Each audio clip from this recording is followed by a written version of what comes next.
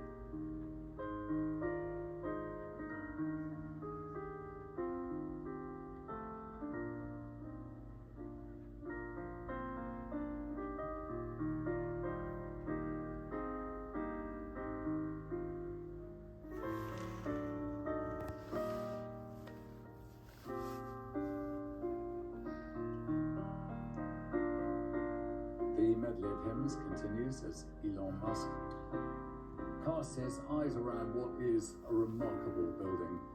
It rises 180 feet up to the centre, and the dome itself encapsulates the greatest of architecture and holds in it the friezes that again call those who serve in Congress to the highest of morals and the highest of standards, which were chosen by a committee that put together the artwork that was required to embellish this pantheon of the new state of the United States. It started to be built in the late 1850s, and the Great Dome went on some time later, but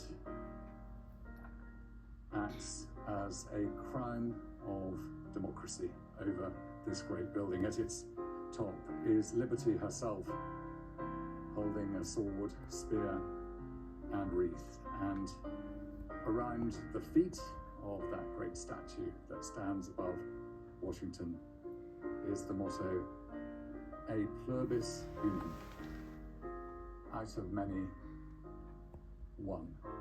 And it is that today we witness in the constitutional achievement, that all those, the many who voted, now come together as one to mark the start of a new presidency, right beneath that great statue here in the Rotunda.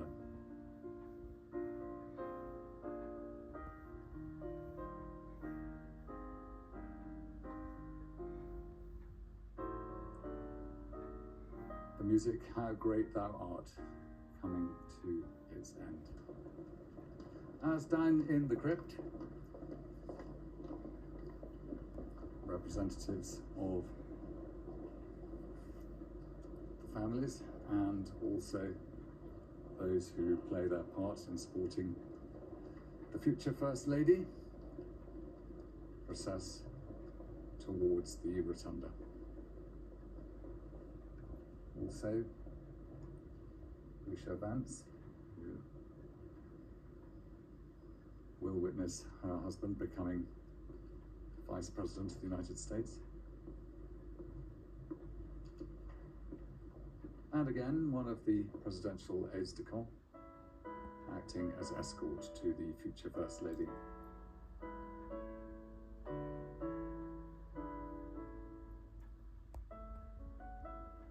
Despite the grandeur of this building and the presence of so many people from a political and ambassadorial and from a business background who are gathered there, there is a sense of intimacy in this moment of power changing hands.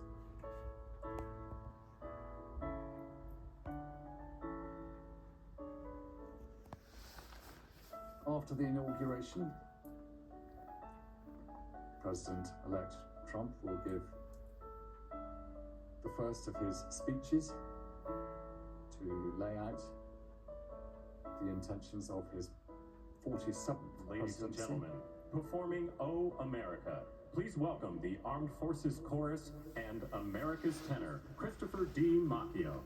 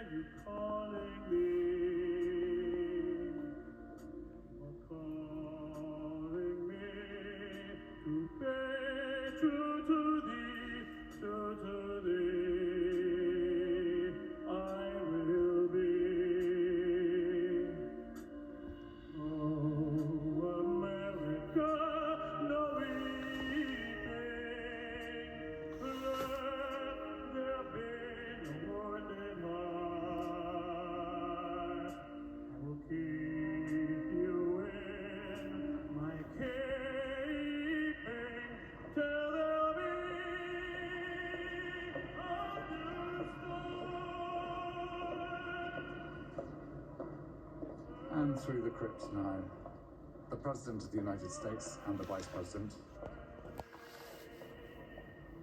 In the last minutes of the 46th presidency of the United States. 4 years since President Biden took office, and for him, the end of his duty in this role.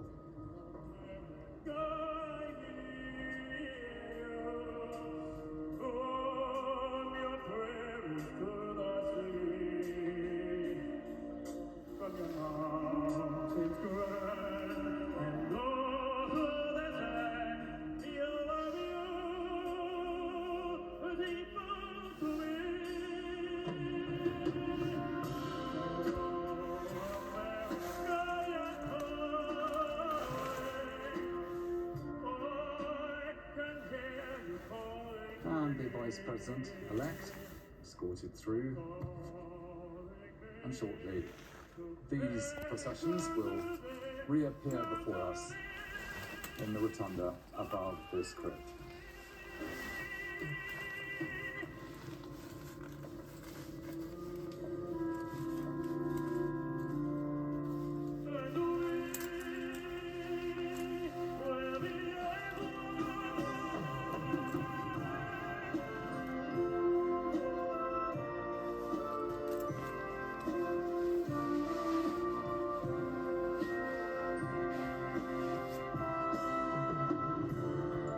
Painting of the signing of the Declaration of Independence.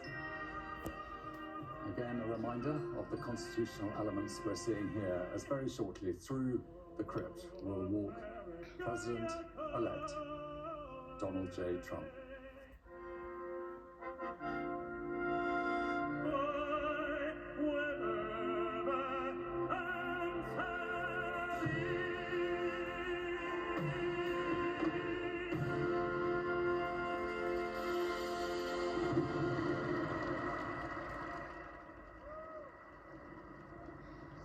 And the Joint Congressional Committee for the inauguration ceremonies, including the Speaker of the House of Representatives.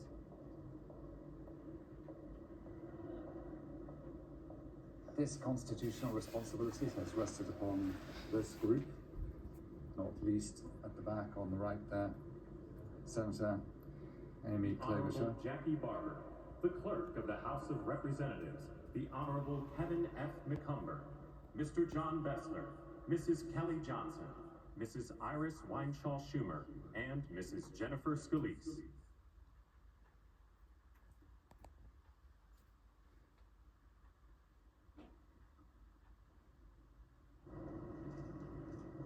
And the President-elect.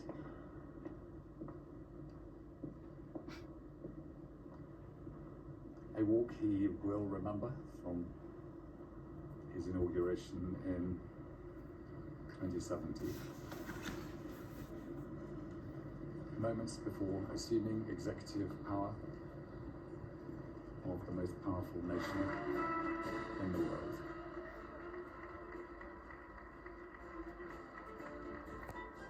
As the First Lady-elect,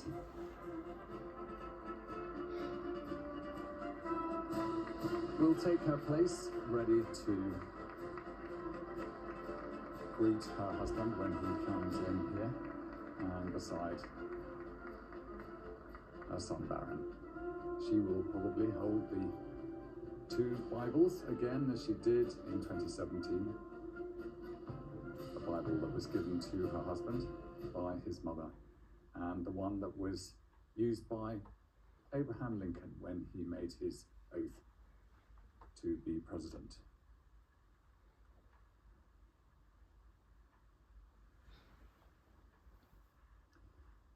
Each of the groups who play their part either in the life and service of Congress itself and the Constitution introduced in their groupings before. Ladies and gentlemen, escorting the President of the United States and the Vice President of the United States, ranking member of the Joint Congressional Committee on Inaugural Ceremonies, the Honorable Deb Fischer, House Democratic Leader, the Honorable Hakeem Jeffries, and Senate Majority Secretary, the Honorable Robert Duncan.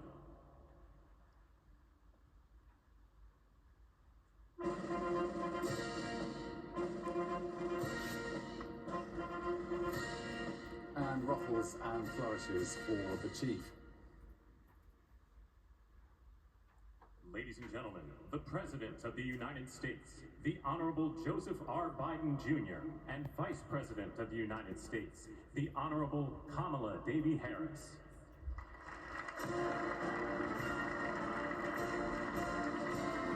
And hail to the chief, played for President Biden as President of the United States for the final time, as he joins this event prior to stepping down.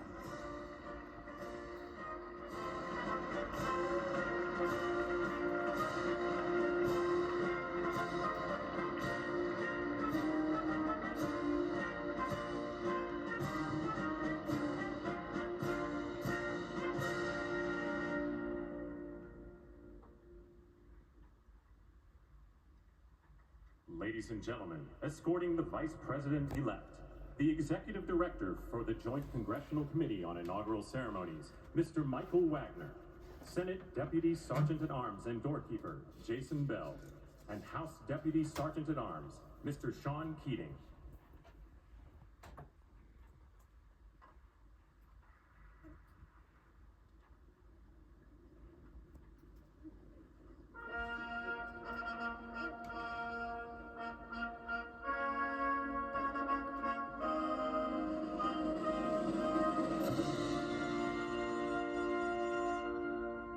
Ladies and gentlemen, the Vice President-elect of the United States, the Honorable J.D. Vance.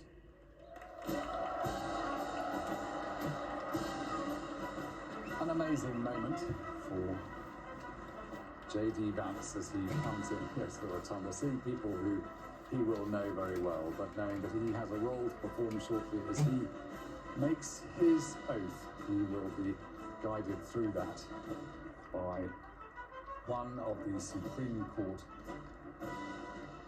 justices, Justice Brett Kavanaugh, who will hold the Bible for him to make what is in fact the oath used by all members of the Senate. And of course, he will become the Speaker of the Senate as Vice President. But for him, after being selected by President-elect Trump, this is a key moment and a moment of great challenge for him as he looks forward to his 4 years being one heartbeat away from the presidency of the United States.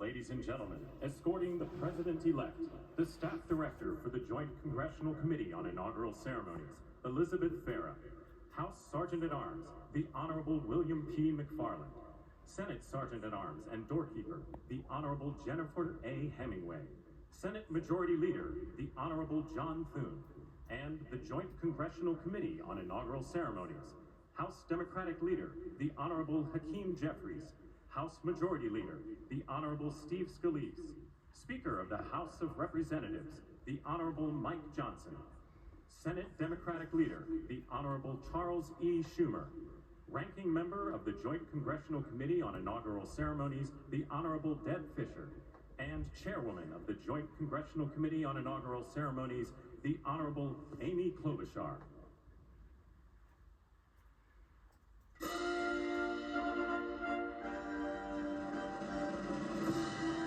And now, the man whose life will change today, the President-elect, who will assume shortly the role as the 47th President of the United States, Donald J. Trump. Ladies and gentlemen, the President-elect of the United States, the Honorable Donald John Trump.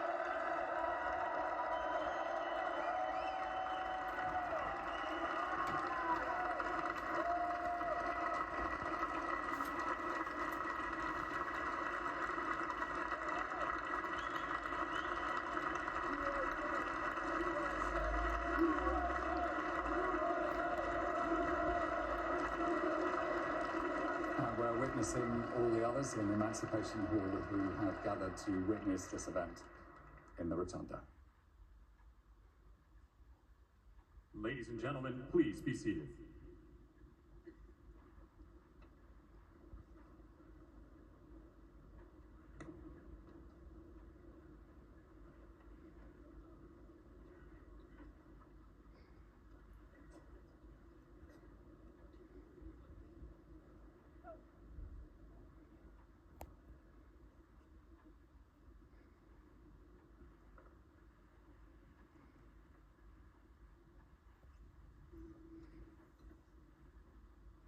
Again, a moment of tension and calm Please before we welcome the witness Chairwoman the of the Joint handover Congressional Committee on of Inaugural power. Ceremonies, the Honorable Amy Klobuchar.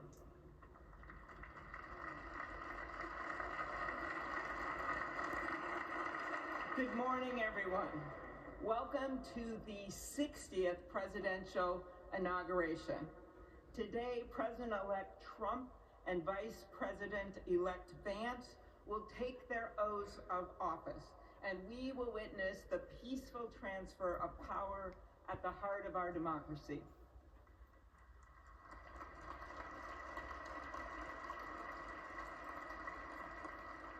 For the past year, I've chaired the inaugural ceremony committee, which includes the leadership of Congress from both parties. We thank the committee and Capitol staff and law enforcement who worked so hard over the last year, and especially the last 3 days. You've done a beautiful job, and you have shown grace under pressure.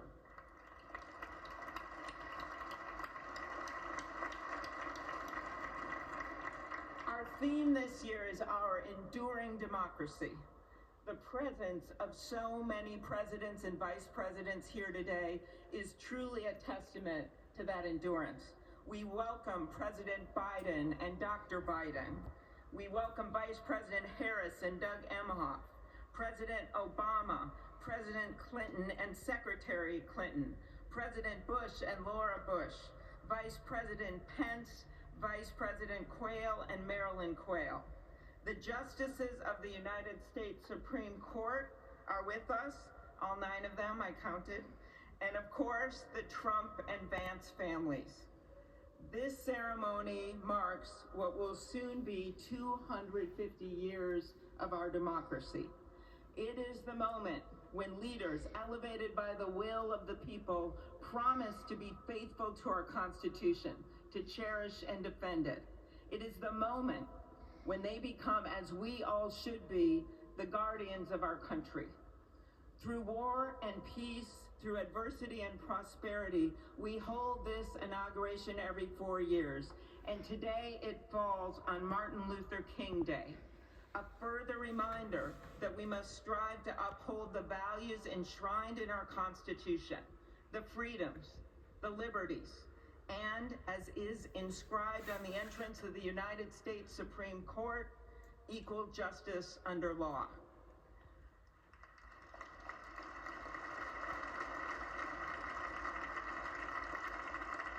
But what makes this moment more than a passing ceremony is all who are watching it across the country, the people of this nation, the ordinary people doing extraordinary things. President Kennedy, who at one point worked as a senator in this building and would often walk through this very rotunda, once said, "In a democracy, every citizen, regardless of interest in politics, holds office.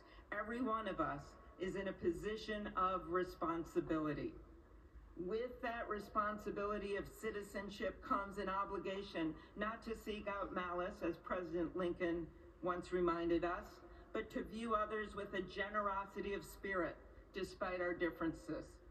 With that responsibility of leadership comes an obligation to stand our ground when we must and find common ground when we can.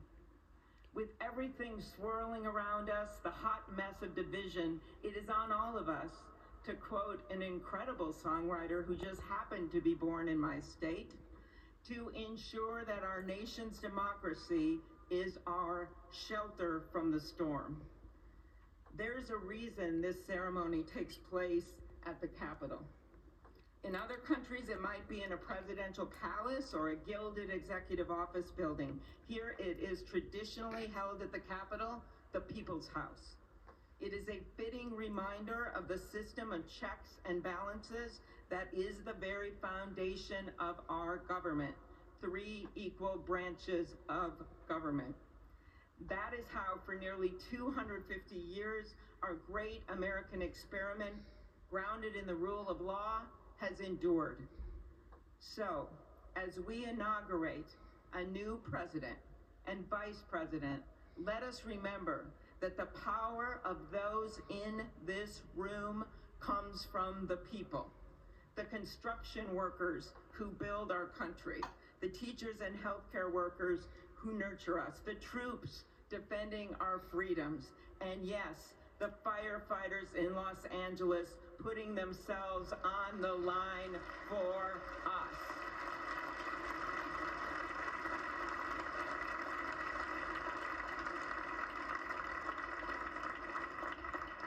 Our democracy's strength and grit must match theirs.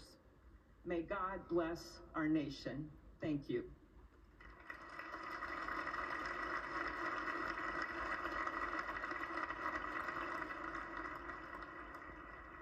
We move on now to the invocations, which will be given by religious representatives who have been selected.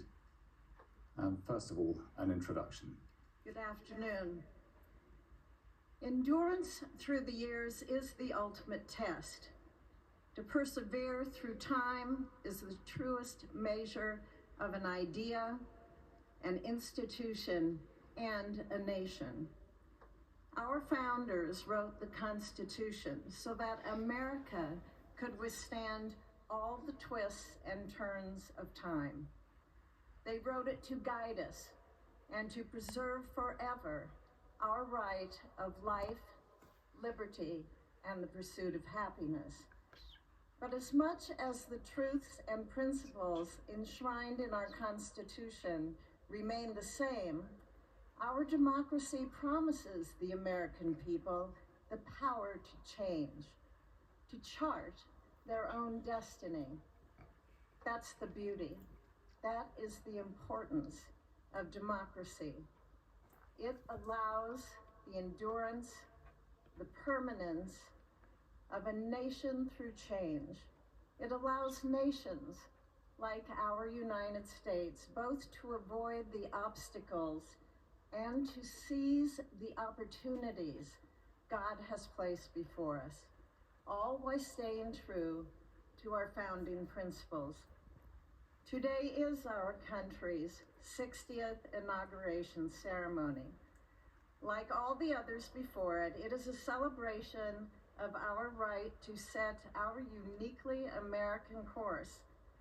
The past several years have been trying at times for many, many Americans, and also for the nations of the free world that we humbly strive to lead. In November, Americans chose again to steer this nation towards greatness, the secure, safe, and prosperous future that our founders envisioned for all of us. And today, we celebrate not only their decision to do so, but also the simple right and wisdom of a free people to make their own choice so that their nation might endure. And now, allow me to welcome Archbishop Timothy Dolan and Reverend Franklin Graham, who will deliver our invocation. Please rise. Cardinal Dolan is the Archbishop of New York, and it is Billy Graham's son who joins him. Be still and know that I am God, supreme among the nations, supreme on the earth. Let us pray. Remembering General George Washington on his knees at Valley Forge, recalling Abraham Lincoln at his second inaugural, with malice toward none, with charity for all, with firmness in the right as God gives us to see the right. Remembering General George Patton's instructions to his soldiers as they began the Battle of the Bulge 8 decades ago. Pray. Pray when fighting. Pray alone. Pray with others. Pray by night. Pray by day. Observing the birthday of the Reverend Martin Luther King, who warned, without God, our efforts turn to ashes. We, blessed citizens of this one nation under God, humbled by our claim that in God we trust, gather indeed this inauguration day to pray for our President Donald J. Trump, his family, his advisors, his cabinet, his aspirations, his vice president, for the Lord's blessings upon Joseph Biden, for our men and women in uniform, for each other whose hopes are stoked this new year, this inauguration day.